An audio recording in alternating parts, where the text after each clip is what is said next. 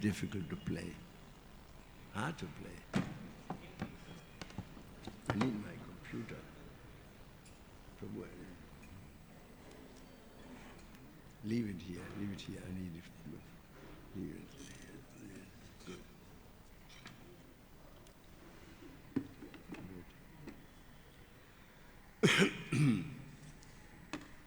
So, it's a mouse.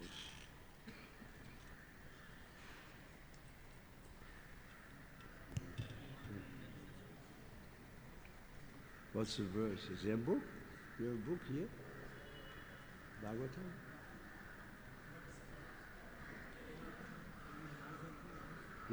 Mouse. You give me this thing that the mouse can play. I need a piece of cardboard.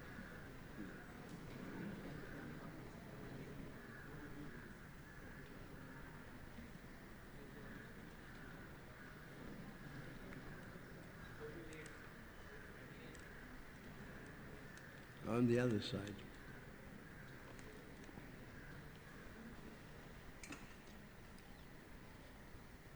Okay.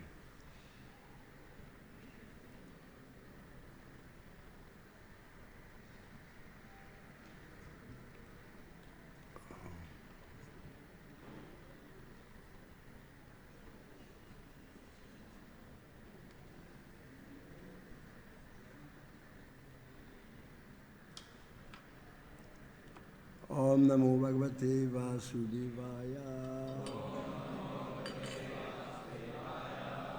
Om Namo Bhagavate Vasudevaya.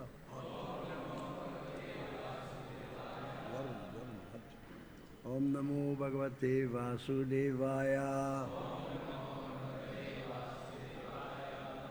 What's the verse? 38. Gadha Vari Charas Tapam Avindan Charat Arkajam Yata Ridra Kripanaha Kutumbi Avichendriya Gadhavari Charastapam Avindan Charat Arkajam Yatha Daridra Kripanaha Kutumbya Vijitendriya Gadhavari Charastapam Avindan Sarat Arkajam Yatha Daridra Kripanaha Kutumbya Jitendriya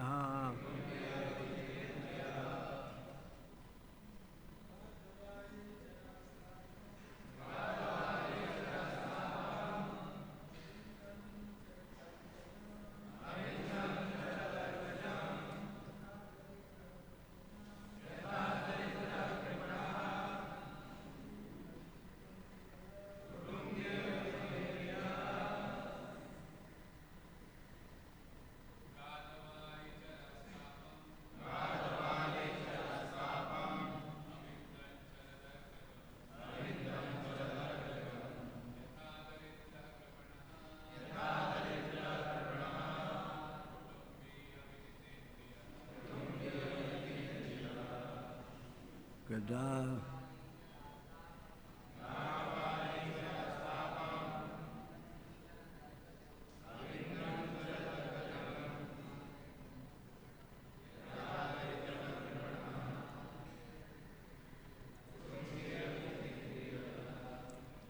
ladies,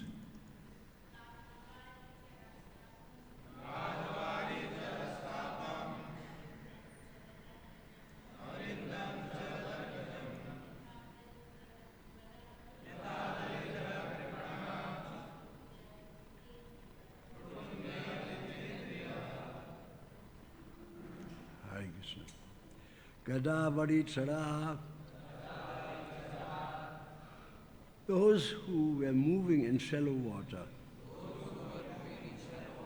Tapam, suffering. Avindan, experience. So that our Kajan, due to the sun in the autumn season, Yata, as the Redra, the poor person, Kripanaha, miserly, Kutumbi, absorbed in family life, Avidita, Indriya, who has not controlled his senses. So, just as a miserly, poverty-stricken person, overly absorbed in family life, suffers because he cannot control his senses, the fish swimming in the shallow water has to suffer the heat of the autumn sun. Purport. Although, as described in the previous verse, unintelligent fish are not aware of the diminishing water, one may think these fish are still happy according to the old proverb, ignorance is bliss. But even the ignorant fish are scorched by the autumn sun. Similarly, although an attached family man may consider his ignorance of spiritual life blissful, he is constantly disturbed by the problems of family life, and indeed his uncontrolled senses lead him to a situation of unrelieved anguish.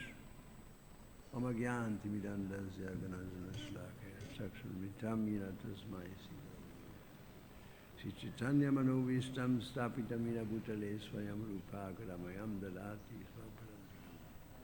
Sri Krishna Chaitanya Prabhu Nityananda Sri Advaita Gradha Sri Vasri Gaur Bhaktivinoda. Hare Krishna, Hare Krishna.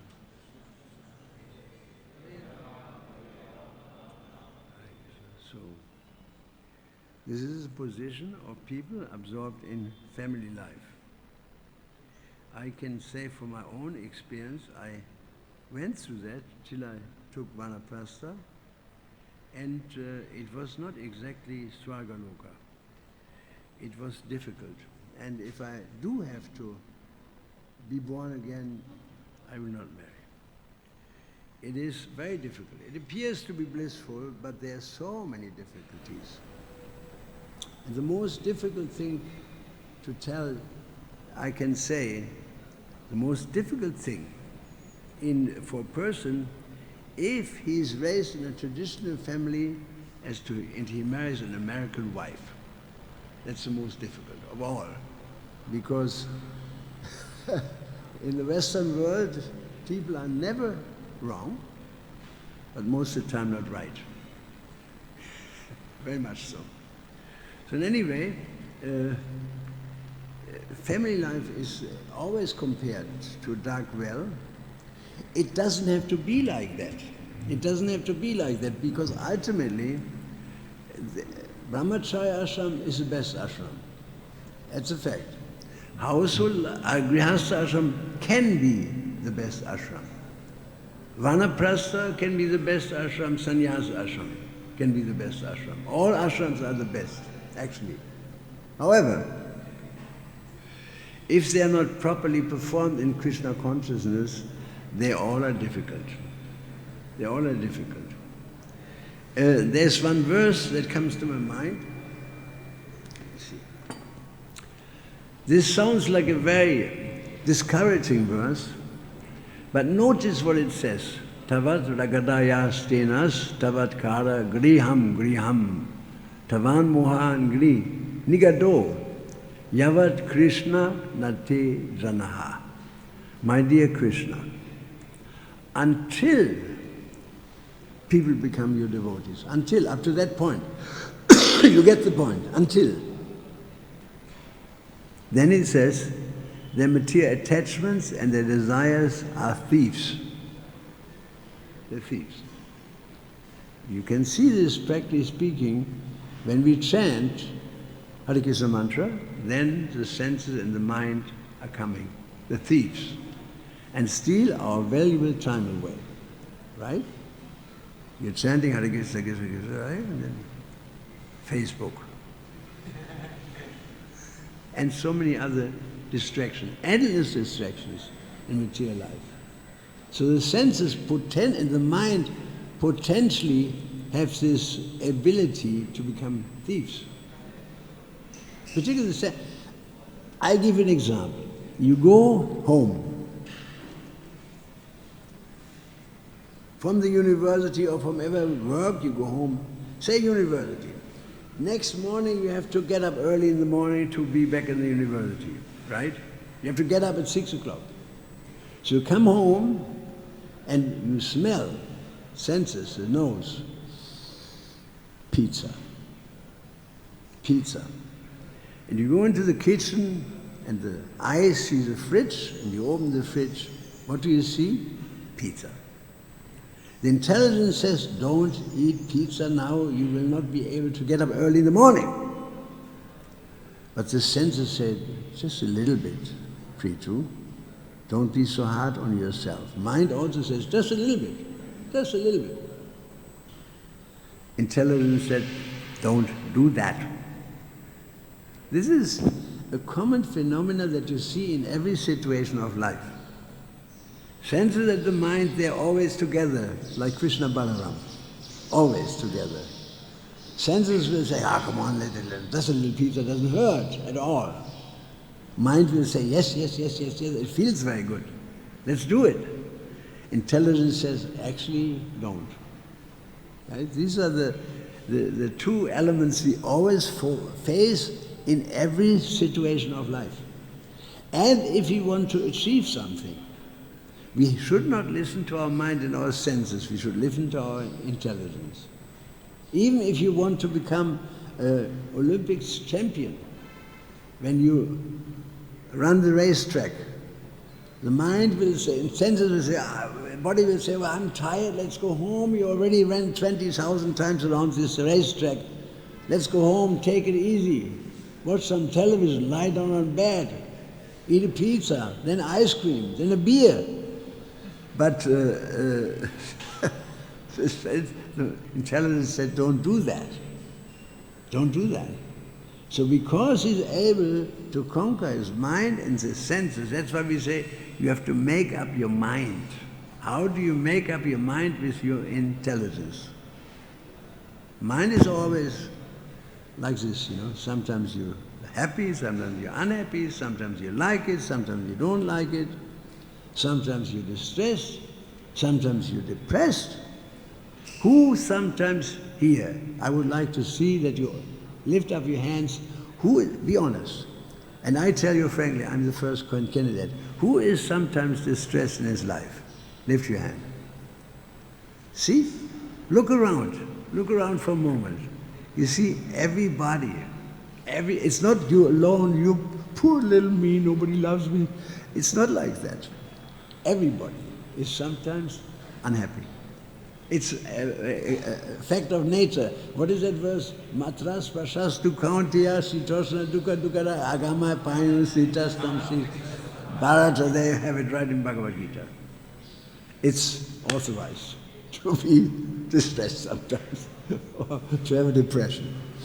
I one time talked to this good friend of ours, George Harrison. He was in Vrindavan. And we stayed together. And I asked him this question. How much money you made since Christmas? It was by the end of March. You know what he said? He said 90 days means $90 million.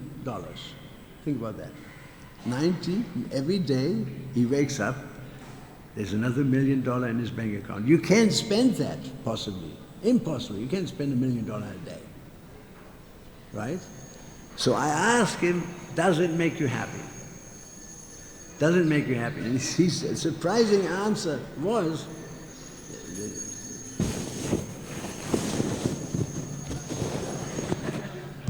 surprising answer that he had what?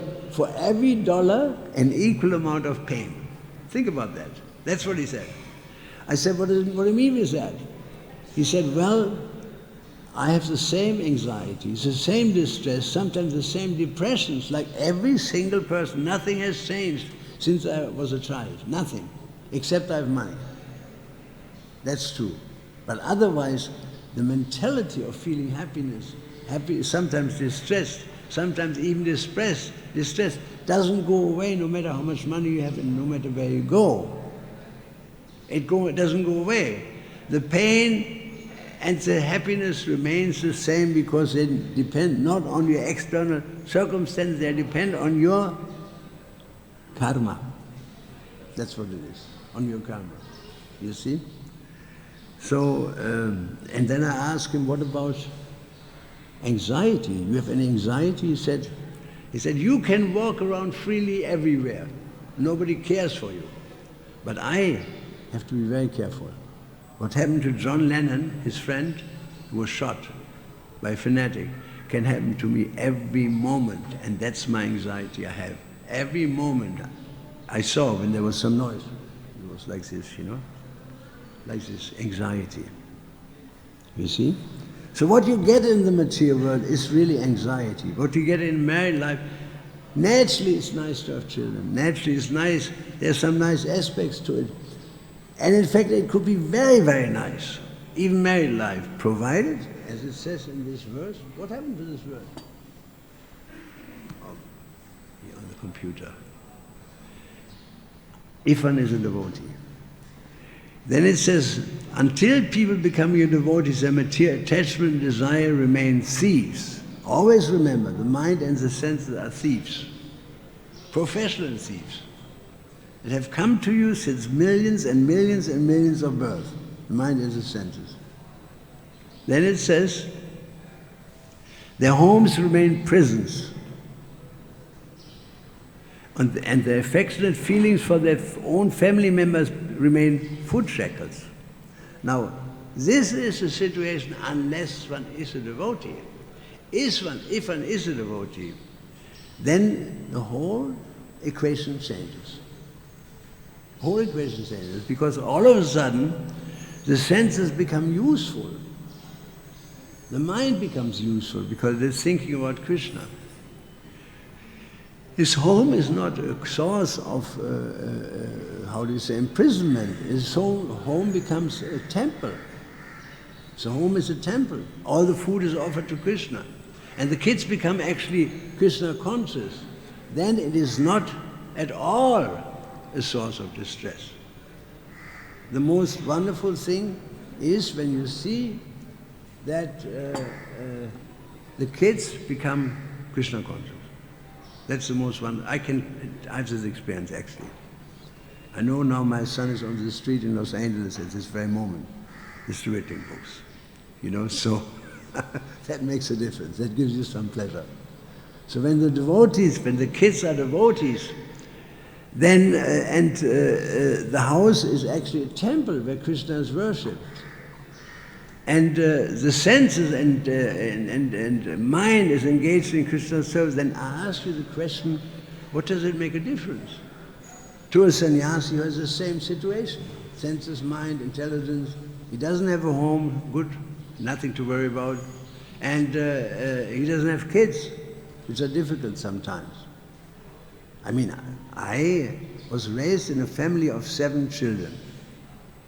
Big family. Every moment is chaos.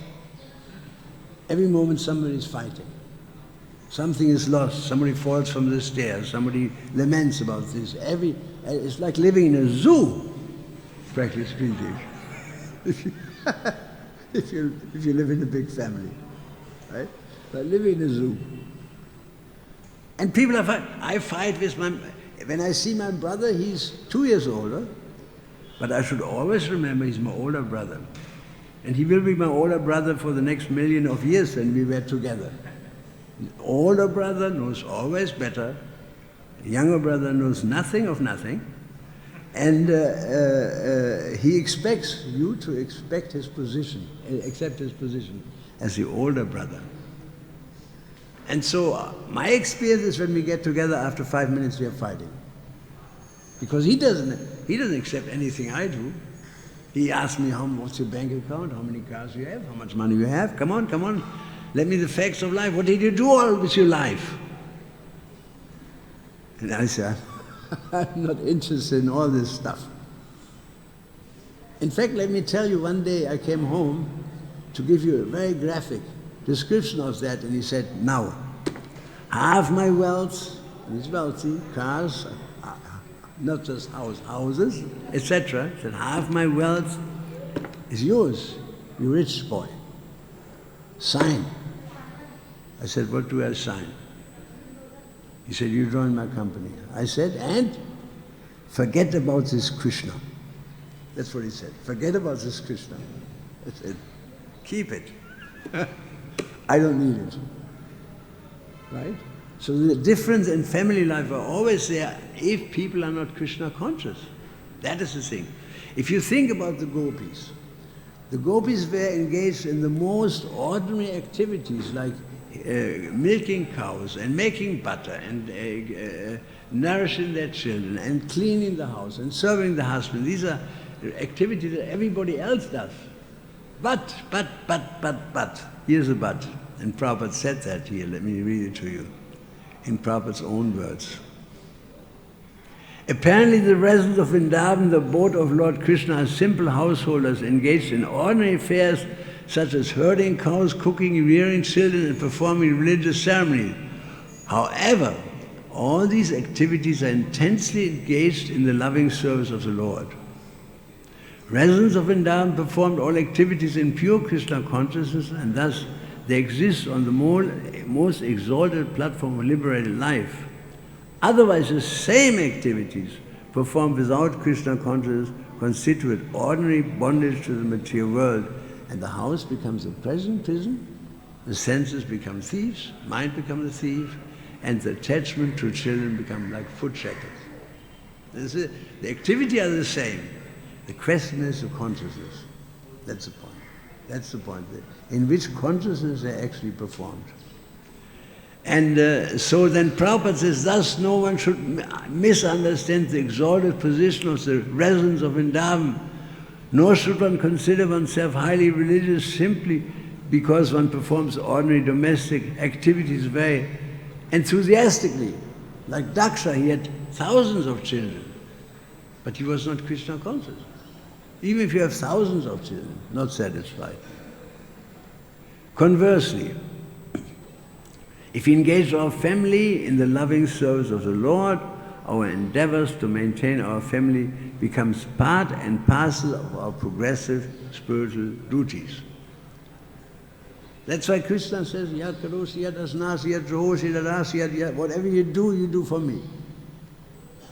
I always tell this example that when I was a student in the university, I had to study, although in Germany the government pays for your study and gives you some tuition, it's never enough. You get by, but if you want to have another tape recorder, or you want to buy a headphone or something, you got to make some money. And so the easiest jobs you get in Germany, you just go to a building site or a factory. Immediately they take you because they know you're a student, etc. And you associate with the most ordinary people, blue-collar workers. And so just before that I read a book by one Swami, I forgot who it was. The title of the book was Bhakti Yoga, Karma Yoga, Jnana Yoga, Bhakti Yoga. Probably was a Mayavadi. I didn't know anything about that. This before I came to the movement. And so he explains in this book that in Karma Yoga, whatever you do for God. You can do any activity, but your meditation is on God. And so I had to work, and now I tried this out. That's why I'm telling you this, that I had to put the stones into a barrel, into a wheelbarrow. And I was thinking, I said, I'm doing this, every stone for Krishna, for God. I didn't know Krishna, every stone. I had to bring the cement up on the roof. At that time, we didn't have that modern equipment. On the back of your shoulder, you carry cement up. And I was thinking, I'm doing this for God. And I was all day in bliss. I was all day because I was always engaged in God's service. And the workers told me, he said, why are you always so happy? I said, I love this work. He said, how do you love this work? We hate this work. We hate this work. What's your secret? And I said, that I cannot tell you. Because I knew they will immediately go and laugh about me. So I didn't tell him that. But I had my secret. All that you do, Yat Karosi, the secret was Yat Karosi, Yat Asnasi, Yat Josi, Yat Dasi, whatever you do. Anything you can do for Krishna if you're in this mental frame. Even the most ordinary work, if you have to go to university, may be hellish. But if you think about it, this is my Kurukshetra, the university. Fighting on the battlefield like Arjuna is not an inherent spiritual activity. It's not that fighting is naturally the way to liberation. Then any soldier, any terrorist will go back to Godhead. Right? But if it's done for Krishna, that's different. Very different. Very different. I remember there was one boy, his name is Parthasarathi Prabhu, and he signed a contract with the American government that he would be a soldier. And so he went to the army. I mean, in America, at every street corner, there's an agent of the American government said, well, you have nothing to do, we give you a job, come on. Even if you have a criminal activity, even if there's some pending court case against you, it doesn't matter, you join the army scraps the file. Very practical. Many criminals join because the army says, all right, whatever you did, you murdered somebody, okay, maybe not murdered. But any kind of petty crime, they immediately scrap the file, and you become a boy in the army. So once you sign, you have to go. You cannot say no because you signed a contract. So the war started in, what was it? Iraq. And he had to go, and he asked me, I was his mentor. He said, shall I go, shall I not go? And I said, well, you don't have really a choice. If you don't go, you go to jail, 100%. And if you do go and survive, then you have a great pension, which is true. He said, and by the way, Arjuna also was fighting on the battlefield. Because, see, if you, try to understand this scenario. Arjuna was standing on the battlefield and he didn't want to fight, right? And Krishna says, how come this impurity is upon you? And you wonder about how is this an impurity? Because he didn't want to fight against his relatives. That's noble. But if you think about it, in a very practical way, if you're a policeman, and you see your uncle is breaking into the shop, if you look the other way, and you get caught, your superior knows that you didn't arrest your uncle. He will say, how come these impurities come upon you? You know the higher values of life, right? You have to even arrest your uncle in government business if you see the uncle as a cheater. So Arjuna, this makes it very clear, because it shows the battle of Kurukshetra in very practical ways, right? You have to. This is your dharma as a policeman. So I told him that you're a soldier, you have to fight. So, just before he was shipped out, he went to a superior officer. And he said, I have to talk with my spiritual authority about that, going to war. And so he said, all right, you go. When he came back, there was an officer, there was even a 3-star or 4-star general waiting for him to interview him because it was an issue. What does the Hare Krishna movement say to that? This was an issue. They know we have a worldwide organization and many thousands of people even in America. So it became an issue. They said, we want to know what he says. So he came back and he said, well, my spiritual authority, he quoted Bhagavad Gita and he said, I should go and fight. The general says, with Krishna on our side, we cannot lose this war. With Krishna on our side, we cannot lose this war. So we have to see things in that sense that any activity can be used in Krishna's service. This boy brought so many devotees to Krishna consciousness. Many devotees he taught in Baghdad how to chant. On the airbase of Baghdad, he had Ratha Yatra. He created a Ratha Yatra, and even a general came to hear his lectures because they were deep. They listened to it. And so many people died in his arms. He was an officer who was in charge for 3 helicopter battalions, something like 800 people altogether, something, And many died in his arms. And he said, say Hare Krishna, Hare Krishna. They died. Many. You see, there was Krishna's hand was in there, actually, that he could do so much good and even save people on the battlefield. That their last words were Hare Krishna. And he had many of them chanting Hare Krishna mantra. Because what is it saying in foxholes? You know what a foxhole is? When you dig in, soldier digs a hole, enemy is coming, he digs one, shoots out of foxhole. It says in foxholes there are no atheists. There are no atheists. Everybody, when the bombs are falling, he starts praying. No doubt about it, even the atheists start praying. So it's actually a very, how do you say, a very intense situation where many people actually turn to God. So he was there and he catered to that. He helped them to get across. So you see, even such an activity can be Krishnized. And cleaning for Krishna, singing for Krishna, dancing for Krishna, it can be Krishnized. Think about Charlie Chaplin. Who has heard of Charlie Chaplin? Do you know that Prabhupada saw on an airplane, he saw Charlie Chaplin? Right? Hari saw it, had his shutter over his eyes, he was sleeping, and then he heard Prabhupada laughing. He saw Prabhupada was laughing about Charlie Chaplin. Now, fast forward 50 years later, one devotee in Switzerland, he went to Geneva, where all the rich people live. And he was distributing books, Bhagavad Gitas. There was some sign, Chaplin. He rang the door. The woman came out and said, "Oh," said, "my husband, he has that book, Bhagavad Gita." He said, "Who's your husband?" He said, "Charlie Chaplin." He said, every evening in his last 3 months, he was sitting at the sea and reading Bhagavad Gita. Think about that. Because he gave some service to Prabhupada, he made Prabhupada laugh. Therefore, Krishna was merciful to him, so that by the end of his life, Charlie Chaplin was reading Bhagavad Gita. Charlie Chaplin, he died.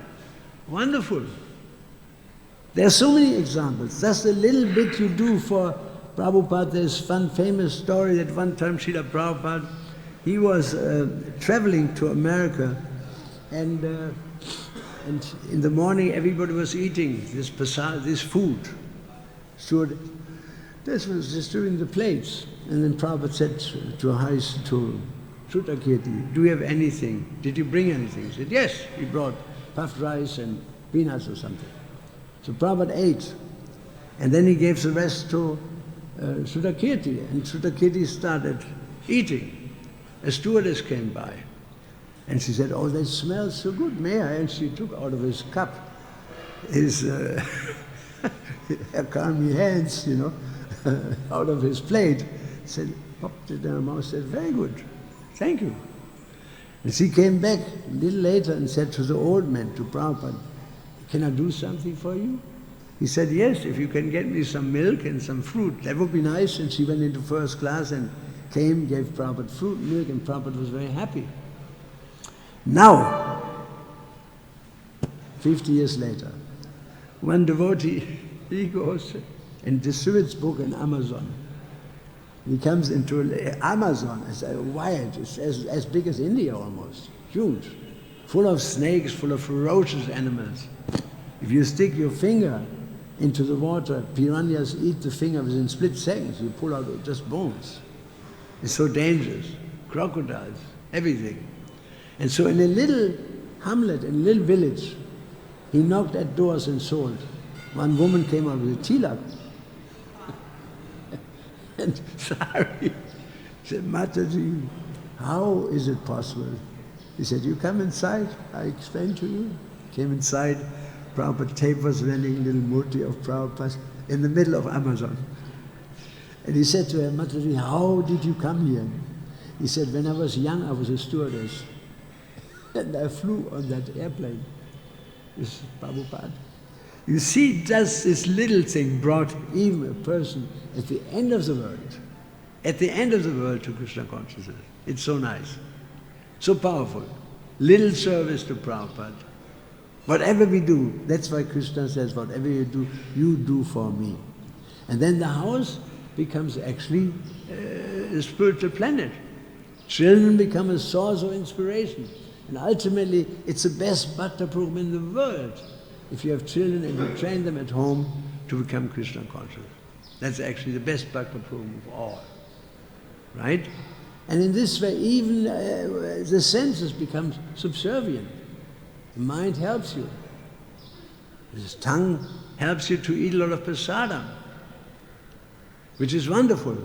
I mean, famous story that Brahmananda, who was quite huge, about, 250 pounds, something? 200 kilos maybe, enormous. And he would eat prasadam. He said, Prabhupada, I take too much prasadam. And Prabhupada said, that is still good, but not very good. Not very good. So even the tongue becomes useful. You can eat prasadam, jalebis and sandesh and madhupaka and so many nice things. Shrikant particularly, there's so many nice things. The tongue becomes very useful. The eyes become very useful. You see Krishna. Krishna is not different from his form. You see Krishna. Eyes become useful. Hands, you can offer the ghee lamp. You can clean the floor. You can distribute books. I mean, when you distribute books, every sense becomes very useful in this process. Very useful to have eyes, ears, nose, tongue, everything, your whole body becomes very useful. And you can distribute a lot of books.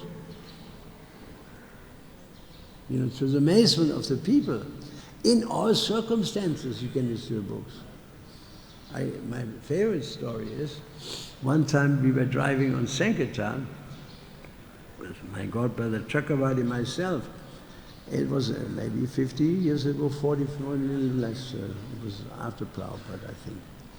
And so it was raining on the motorway. And so all of a sudden somebody went on the brake in front of us. And I went on the brake and the car started spinning like this. High speed, 130 kilometers an hour. High speed, the car started spinning. And my Chakravarti was screaming, Hare Krishna, Hare Krishna, Hare Krishna. And I couldn't because I was trying to control. As long as you try to control, you cannot chant. Impossible. Like Drupadi, as long as she was holding on, right? You cannot. And so we were spinning and the car smashed into some small trees, bushes on the side, and we rolled 5 times like this, and the car came to a halt like this on the side. And I looked down, I said, Chakravarti, how are you? He said, I'm all right. What about yourself? I said, I'm okay. So we crawled out of this car. There was a complete mess, 100% total. And we were outside. I had a tear here, taking the heart over here. And then we saw on the street there were about 100 people that stopped and looked. They were horrified by this accident. And we crawled out of this car. They didn't expect anybody to survive. I said, Chakravarti Prabhu, you see these people there. And we grabbed our book bags and went towards them and said, did you see this accident? My God, are you okay? I said, we're okay, you're not okay. Read this book, How to Survive Under All Circumstances. I actually sold 40 Bhagavad Gitas in no time. Hospital, the ambulance came. I sold 3 Bhagavad Gitas. Police came. My God, how did he survive? I said, the secret is in this book, How to Survive Under All Circumstances. Buy a book. And they did. You see how you can preach under the most difficult circumstances. You can distribute books.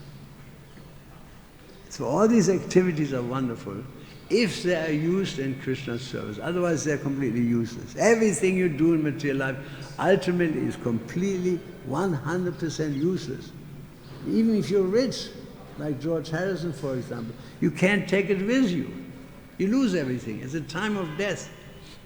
Even the most horrible atheist, he has to bow down in front of God. Final dandavat, everybody has to pay when he's dead. No doubt about it. And you cannot win anything you achieved materially is 100% useless at the time of death. But every little thing, in this endeavor there's no loss. Every little thing we do for Krishna is never lost. Never, ever.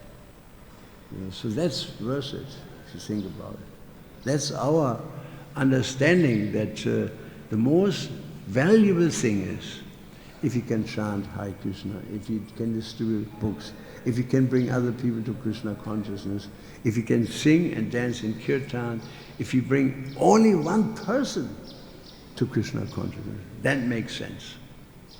Material life does not make sense. It is not realistic. It's not realistic. They think they are realistic. They are totally in illusion. It's not realistic at all to make a material career.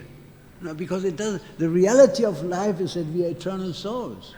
That's the reality. The reality is as Krishna and our relationship with Krishna. In fact, Haridas Thakur said that in the ultimate analysis, there are only two truths. One is Krishna, and the other one is the living entity, the soul, in its relationship with Krishna. That is reality. And everything else is just worthless. Looks good, but it's worthless and you're going to lose it. Even if you have a beautiful body, you're going to lose it. Even if you're young and beautiful, young people are beautiful. I look like these lions there on your altar. You have that haircut. See these lions? They have this haircut. I had that haircut. And young people, I also happen to be quite beautiful as young. And now when I look into the mirror, I ask, my God, what have you made out of my body? Within a short time, Even young people get married, after somebody gets married, after months or a year, you meet him and right? A big belly. I see this so many times. Really, man, he has this young boy. He has a big belly. And I go to him and said, it's a boy.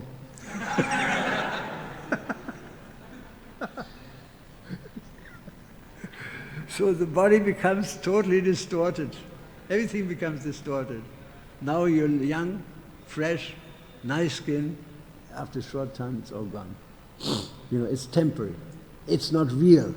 The real thing is the soul. And the soul lives eternally. And therefore the soul has to take, because the body lasts only so many, like its shirt, it lasts only for maybe 100 years. The soul is forced to take one body after another. It has no choice. One body after another. And every time again, you have to wake up, and then you suffer all kinds of things in material life. As a child even, you get beaten up by your friends. Somebody shot a tooth out my mouth when I was with a how do you call this? Catapult, this, when you shoot monkeys, out of my mouth. I was, how many teeth I have now in my mouth? 7, that's all. You lose everything. The rest is all plastic, nylon. You lose. You can't win in the material world. You can't. Temporarily. But in the end, by the end of the day, it is 100% a waste of time. 100%. So, therefore we have to chant Hare Krishna. Chanting the holy name is therefore said to be the highest activity in the whole universe. Because you focus on Krishna. You try to focus on Krishna. Krishna says that in Bhagavad Gita, that if you fix your mind upon me, and chanting is the highest activity to do that. Because you fix your mind on Krishna. Then Matsita, if the mind is fixed on Krishna, then Matsita Sarva Durgani, all difficulties that come from Durga, 3 types of difficulties. Durga has 3 tridents, 3 prongs, Adhyatmik, Adhidevik, Adhibodhika. By my grace, if you fix your mind upon me, then you can cross over all difficulties of material life, my grace. Even material things, you cross. If you do not act in this consciousness, but act through false ego, not hearing me, you will be lost. 100%. That's the verdict of Bhagavad Gita. So people are like fishes in this pond. Heat comes, pond dries up, it's autumn, they don't see the inevitable destruction. Inevitable destruction. One of my relatives, he recently said, she fixed up her house very beautifully, apartment, new windows, double glazed windows. She wrote, I have no double glazed windows, everything first class. She said, my flat is perfect. She said, now I can die in peace. Well, you may be in for a surprise. You won't die in peace. Rather, if you do the opposite, rather if you turn your life to God, then you gain. In the Bible, Jesus said, those who take their life, they will lose it. And those who give their life, they will gain it. That's right there. You know, this is a wonderful sentence. Those who give their life, take their life, they will lose it, and those who gave their life, they will gain it. That's the philosophy.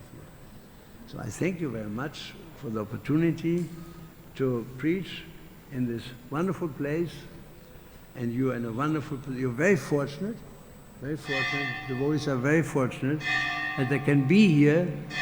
And Prabhupada used to say, even if you start counting your blessings, life is not long enough for that, because we are so blessed. Yeah. Blessed are the peacemakers, it says also in biblical literature. You know, how can you make peace if you don't have peace? How do you get peace? Bhaktaram yagatapasam sarvalokamayasvaram suridam sarvabhutram gyatvam, if you know me, such gyatvam santrimudisati, you gain peace. And in our scriptures, Bhaktivinoda Thakur, he said, the chanting of the holy name gives you, in the ultimate issue, undescribable peace. Indescribable peace. So much peace that you don't need anything anymore. Now we are still needy because we don't have that peace. But once we have that peace, we don't need anything. That is the position of a devotee. Prabhupada was not in need of anything. You know, his only satisfaction was to please Krishna. He was lying in his bed, and not in a bed, he was lying on a straw mat in Radha Damodar temple before I came to America. He had no money, and he had high fever on the cold floor of Vrindavan, just a straw mat, like this, something very thin. And his godbrother said, Prabhu, you will die if you don't get a bed. And he said, I want to use every paisa for book distribution. He wouldn't even buy himself a bed or a mat. He was so renounced, but inside he was in great happiness. In great happiness. Prabhupada, one time he said, my life has become a thrill. Thrill, you know, it's the highest happiness you can imagine. It's thrilling to be early in the morning to write Prabhupada's books, and he knew that these books will be there for thousands and thousands of years, and that he would be in these books. He said that I'm in these books. And I always give the same example. One godbrother of mine, Prabhupada is not dead. I have personal experience of that. I had a dream. After Prabhupada left his body, he would put him into the samadhi on a piece of marble, and salt, on the way up to here. Somebody was holding his body up to here, salt. Then somebody put a bamboo rod on top of his head. People don't know that. I saw it. And then earth. The salt was there that no vermin can go to the body. They can't eat themselves through salt, right? A worm or whatever, cockroach. And then there was a stick, and it filled up the earth up to the level of the rest, and they made a little mound around it, the stick, and pulled the stick out. And I had to keep the people back, because everybody, Indians were pushing like anything to see Prabhupada. And there was a little hole. And now, the wonderful thing is, I saw this hole, it was open for a moment, and then it fell in. So next night, I have this experience, and it has nothing to do with myself really, it just shows Prabhupada's glory. I looked down this hole in my dream, and I saw it became like a chimney, and I saw Prabhupada's body there. And then Prabhupada came in a very brilliant form, lucent form, very difficult to describe, lucent, and he leaned on the other side, and he told me personally, cannot lie in front of the deity. He told me personally, they think that I'm dead. And then he disappeared. And so that's why we get involved in so many things, even wrong things, because we think he's dead. Yet on the other side, my godbrother, not godbrother, I think he's a disciple of Radhanath Maharaj, Chandramoli Swami, you may know him. I heard that he had an extraordinary story in his life. There are 3 devotees who had an experience of Prabhupada while reading Prabhupada's books. One, I forgot the name, he lives in San Diego. And the other one is Kishore Bharati Maharaj. He had a special moment. And so I asked everyone, who had the best experience of Prabhupada when reading his books? So Chandramoli Maharaj told me that, and when I asked him, I wrote him a letter. I said, what happened? He said, one day I was reading. I read every day, he said, loud. And so one day I was reading for hours, and all of a sudden the atmosphere changed. I felt there was something special about this moment, something very special. And then he stopped reading loud. And then Prabhupada's voice came to him. This is just a couple of years ago. His voice came in and read for him, right from the Bhagavad Gita, or I think he was reading Krishna book. Prabhupada continued reading. And then gradually the voice faded away. And I asked him, Maharaj, can I talk about that in public? He said, you must, because it's not about me, it's about Prabhupada. And I'm sure you're all happy to hear that. That when we chant, we associate with Krishna in the Hare Krishna mantra. When we read, we associate with Prabhupada. And that's actually what saves us, the association with a higher energy. That makes a difference. Why do we have a materialistic society? Because people are not associating with a higher energy. They associate with the body and materialistic things. Therefore, their inner thirst is not quenched. They're thirsty. They have thirst for, what is it? Maya Trishna, thirst for Maya. And that thirst can only be extinguished from within if you develop Krishna Trishna. Only then. It has to come from inside out. From inside out. There's no artificial means to be happy. It has to come from inside out, that Krishna reveals himself. Yeyatamam prapadyate tam satava vajramyaham. According he surrenders unto me, I reward him, I reveal myself. It has to come from inside. And so, therefore we come from, what is it? Ado Shraddha, Tado Sadhu Sangha, Tado Bhajana Kriya, Tado Anatanavidishyat, and gradually to Ruchi, to taste, and be experiencing ultimately Krishna. And that experience, what is that verse? Vishaya vinivartate nirasya dena rasavajam rasopasya param drishva nivartate. When he is experiencing a higher taste, he becomes free from all kinds of material attractions. That's the way how to heal ourselves. Not by any artificial means. You don't. You're still attached. You're still attached to enjoy. There's a famous example.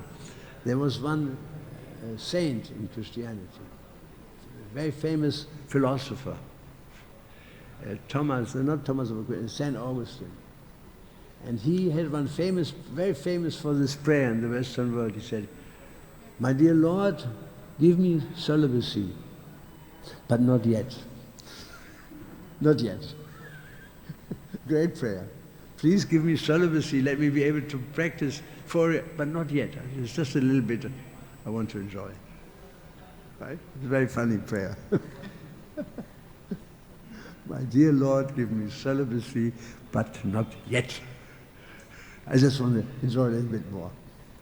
So I thank you very much. It was a pleasure to talk to you. I find in my experience when people are listening, when there is some connection between the hearer and the speaker, then Krishna draws it out. It just comes out. You become inspired, and I become inspired too. So I must say, thank you very much. I'm inspired. You made my day. Srila Prabhupada ki jai. Hare Krishna. you have any questions? You all happy now? Yes? Hare Krishna, Krishna Krishna, Hare Hare Rama. And Hare Krishna, Krishna Krishna, Hare. Louder!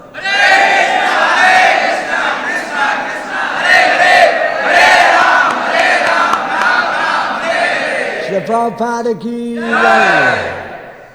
Any question? Yes. Hare Krishna, Prabhu. Thank you very much for the very wonderful class.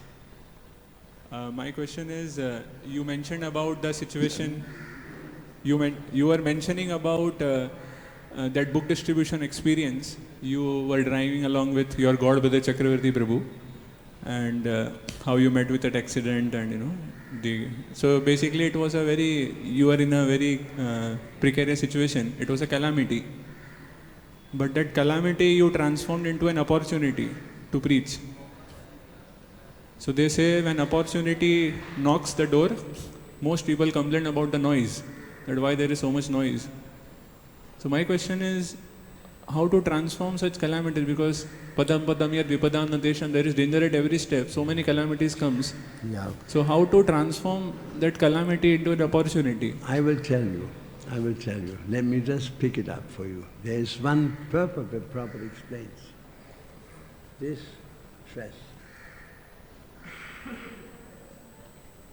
You see, ordinary human beings see the stress of any kind as being outside of Krishna, outside of Krishna's domain.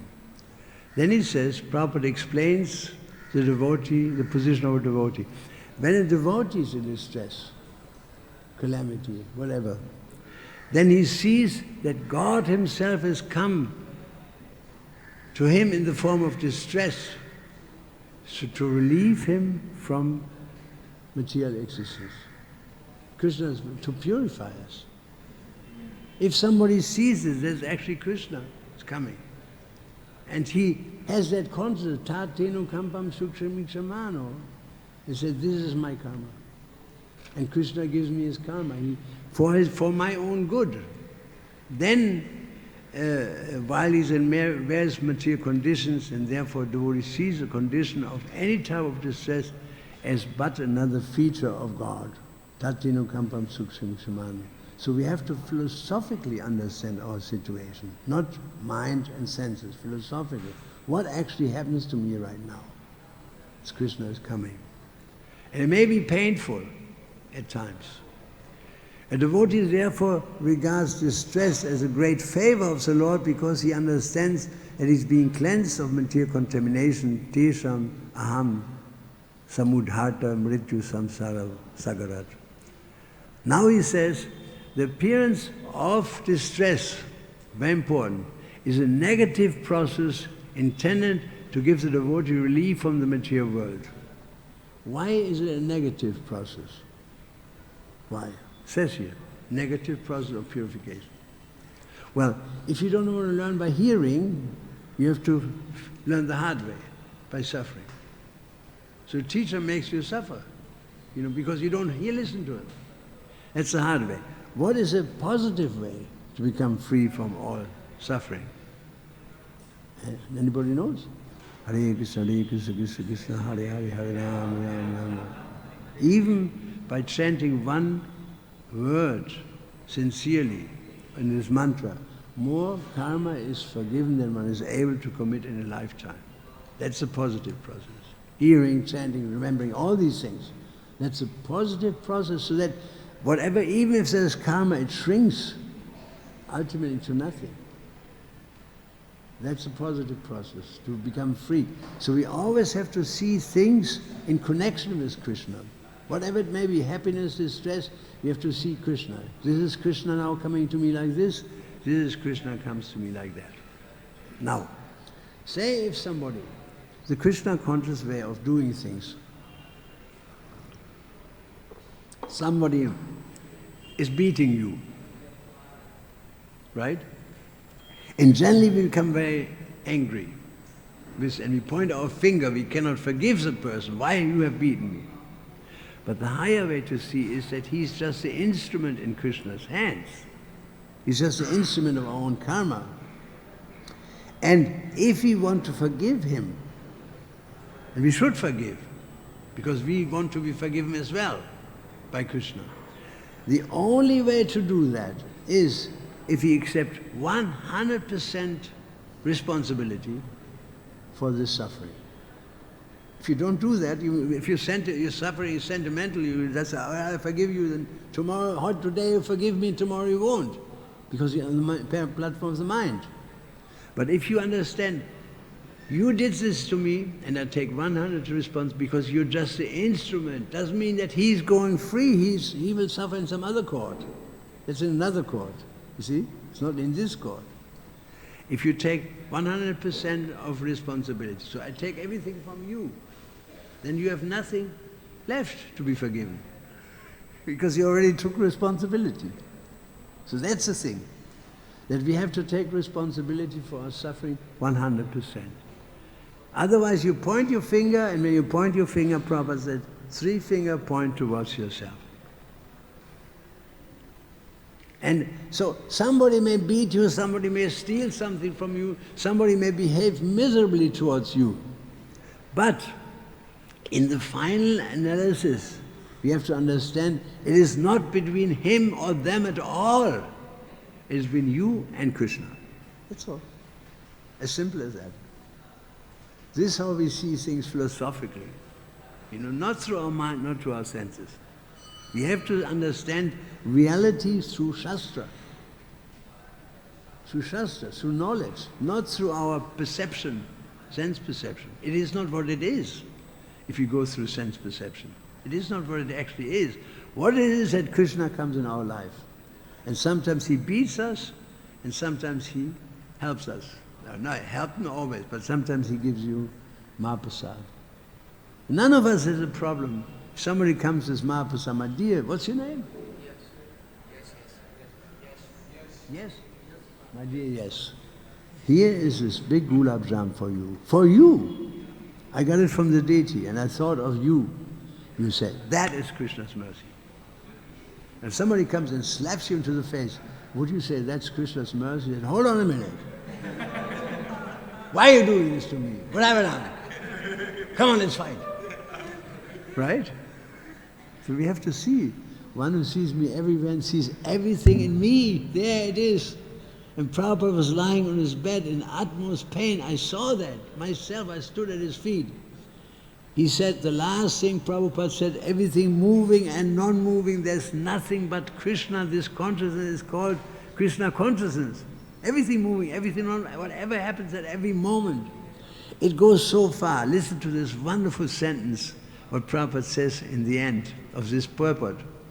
He says, a non-devotee is perturbed in distress, but a devotee welcomes distress as another form of God. Then he says, listen to this one very carefully. I find this one of the most incredible things I have Prabhupada ever heard saying. He says, Sarvam Kalvidam Brahma. A devotee can actually see that there's only the Supreme Personality of Godhead, nobody else in this whole world. There's only one living being, and we are his expansions.